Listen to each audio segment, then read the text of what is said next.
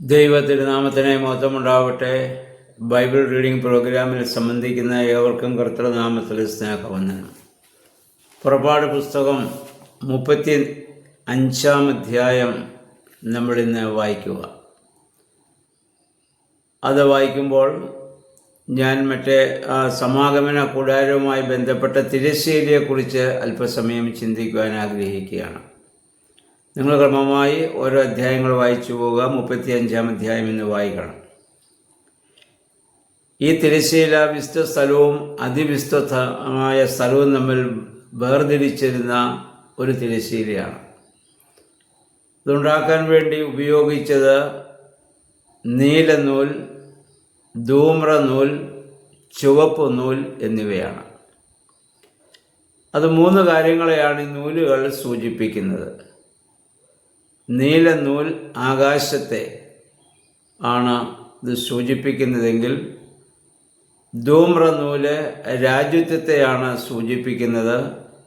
ചുവപ്പ് നൂല് കർത്താവിൻ്റെ ആ പീഡാനുഭവത്തെയാണ് അത് സൂചിപ്പിക്കുന്നത്.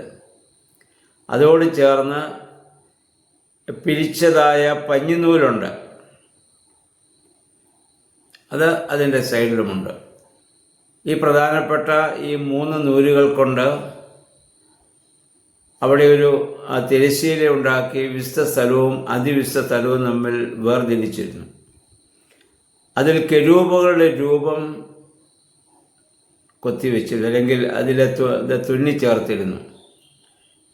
ഏതെന്ന പർദീസായിലേക്ക് പാപം ചെയ്ത മനുഷ്യൻ വീണ്ടും കയറാതിരിക്കുവാൻ അവിടെ മാലാഖമാരെ അല്ലെങ്കിൽ കെരൂബുകളെ കാവൽ ഏർപ്പെടുത്തി. ആയതുപോലെ അതിവിശുദ്ധ സ്ഥലത്തേക്ക് ഇപ്പോൾ ആർക്കും പ്രവേശനമില്ല. അത് സ്വർഗരാജ്യത്തിൻ്റെ പൂർണ്ണതയാണല്ലോ അത് സൂചിപ്പിക്കുന്നത്. ആർക്കും അവിടെ കാണാൻ സാധിക്കുകയില്ല. മഹാപുരോഹിതൻ വർഷത്തിലൊരിക്കൽ അവിടെ പ്രവേശിക്കുന്നതായ സമയത്ത് അദ്ദേഹത്തിൻ്റെ അരയിൽ ഒരു ചരട് കെട്ടിയാണ് അദ്ദേഹം അതിവിശുദ്ധ സ്ഥലത്തെ പ്രവേശിച്ചിരുന്നത്. അവിടെ നിന്ന് ഒരു പുറത്തേക്ക് ഇറങ്ങുമ്പോൾ ദൈവത്തിൻ്റെ അരുളപ്പാടുകൾ എന്തെന്ന് ജനത്തെ അറിയിച്ചിരുന്നു. അവിടെ അവർ പ്രവേശിക്കുമ്പോൾ ധരിച്ചിരുന്നത് വളരെ ലോലമായ വസ്ത്രങ്ങളാണ്. എന്നാൽ പുറത്ത് ജനത്തിന് മുൻപാകെ വരുമ്പോൾ അവർ ധരിച്ചിരുന്നത് വലിയ ആർഭാടമുള്ള വസ്ത്രങ്ങളാണ്. ദൈവസന്നിധിയിലേക്ക് കടന്നു വരുമ്പോൾ താഴ്മയോടും വിനയത്തോടും എളിമയോടും നിൽക്കുക എന്നുള്ളതാണ് നൈർമല്യമുള്ള ആ വസ്ത്രത്തിൻ്റെ തന്നെ അടയാളം. ആ സ്ഥലത്ത് വെച്ച് ദൈവത്തിന് വിരോധമായിട്ടുള്ള ചിന്തകളോ അശുദ്ധ ചിന്തകളോ മഹാപുരോഹിതനെ ബാധിച്ചാൽ അദ്ദേഹം അവിടെ വീണ് മരിച്ചു പോവുകയും, അങ്ങനെ വന്നാൽ ആർക്കും അവിടെ പ്രവേശിക്കാൻ സാധിക്കുന്നില്ല എങ്കിൽ ആ മൃതശരീരം എടുക്കുന്നതിന് വേണ്ടി അല്ലെങ്കിൽ അത് വലിച്ചെടുക്കുന്നതിന് വേണ്ടിയിട്ടാണ് അരയിൽ അന്ന് ചരട് കെട്ടി അവർ അവിടെ പ്രവേശിച്ചിരുന്നത്.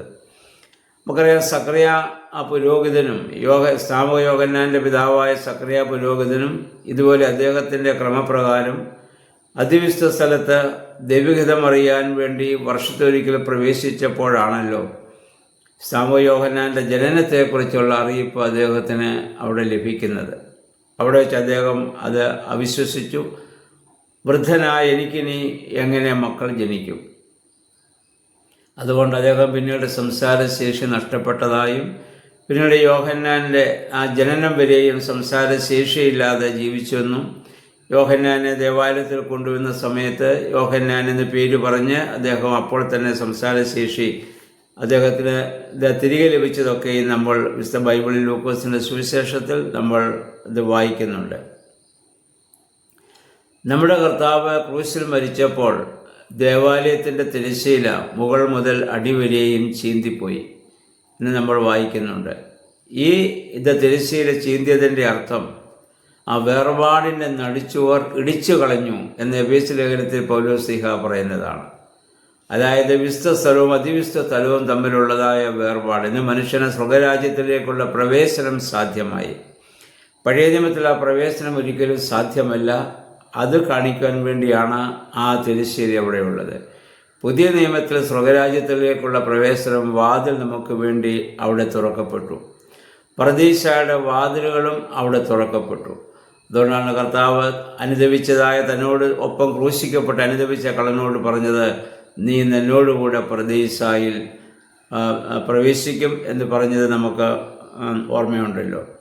അപ്പോൾ പഴയ നിയമത്തിലെ ആചാരങ്ങൾ കൊണ്ടോ അനുഷ്ഠാനങ്ങൾ കൊണ്ടോ യാഗങ്ങളോ കൊണ്ടോ ഒന്നും ആർക്കും സ്വർഗരാജ്യ പ്രവേശനം സാധ്യമായിരുന്നില്ല. എന്നാൽ നമ്മുടെ കർത്താവ് വന്ന് അതിൻ്റെയൊക്കെ പൂർത്തീകരണമായി കാൽവറി യാഗത്തിലൂടെ ആ പ്രവേശനം നമുക്ക് സാധ്യമാക്കി തന്നു. ആ വേർപാടിൻ്റെ നടിച്ചുവർ നീക്കിക്കളഞ്ഞു. എബ്രായ ലേഖനം 10-ാം അധ്യായം 19 മുതൽ 25 വരെയുള്ള വാക്യങ്ങൾ നമ്മളത് വായിക്കേണ്ടതാണ്. അപ്പോൾ നമുക്ക് കാര്യങ്ങൾ കുറച്ചുകൂടി നമുക്ക് മനസ്സിലാവും. പൗലോസ്ലീഹ ഈ കാര്യങ്ങളെപ്പറ്റി പറയുന്നത് അവിടെ വളരെ വ്യക്തമായി മനസ്സിലാക്കാൻ പറ്റും. ക്രിസ്തു ഇത് നമുക്ക് സാധിച്ച് തൻ്റെ ദേഹമെന്ന തിരശ്ശീല കീറിയാണ്. തൻ്റെ ശരീരമാകുന്ന ആ തിരശ്ശീല അത് കീറിയാണ് കർത്താവ് നമുക്ക് ആ സ്വർഗരാജ്യത്തിലുള്ള പ്രവേശനം സാധ്യമാക്കി തന്നത്. അതുകൊണ്ട് നമ്മളിന്ന് അതിന് ആ സാധ്യമാക്കി തന്നതിൽ അതിലേക്ക് പ്രവേശിക്കുവാൻ തക്കവണ്ണം നമ്മുടെ ഭാഗത്തു നിന്നുണ്ടാവേണ്ട പ്രതികരണമുണ്ട്. അതാണ് നമ്മുടെ വിശ്വാസവും നമ്മുടെ പ്രാർത്ഥനയും നമ്മുടെ ആരാധനകളും. അതിന് നമ്മളെ ഏറെ സഹായിക്കുന്നത് നമ്മുടെ കർത്താവ് പറഞ്ഞ ദൈവത്തിൻ്റെ വചനങ്ങളാണല്ലോ. അത് വായിക്കുവാനും ധ്യാനിക്കുവാനും ആ വേർപാടിൻ്റെ നടിച്ചുവർ കർത്താവ് നമുക്ക് ആ ഇടിച്ചു കളഞ്ഞതോർത്ത് ദൈവത്തെ മഹത്വപ്പെടുത്തുവാനും നമുക്ക് ഇടയായിട്ട് തീരണം. ഞങ്ങളെല്ലാവരും ഇന്ന് 35-ാം അധ്യായം വായിക്കണം. എല്ലാവർക്കും നല്ലൊരു ശുഭദിനം ആശംസിക്കട്ടെ. ദൈവനാമം മാത്രം മഹത്വപ്പെടുവാൻ ഇടയാവട്ടെ.